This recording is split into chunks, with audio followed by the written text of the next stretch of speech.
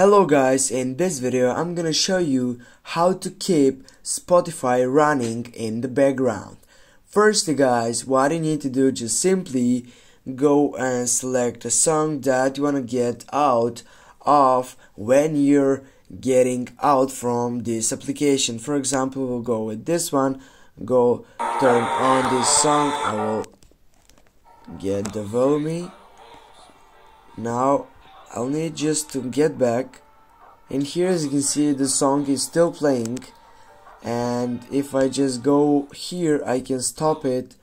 Also I can go and I can get a heart or a like on this song, or also I can change it with typing on the right side here. And guys, with this you know how to get it to the main point. Thanks for watching guys, don't forget to hit that like and share the video. See you soon guys.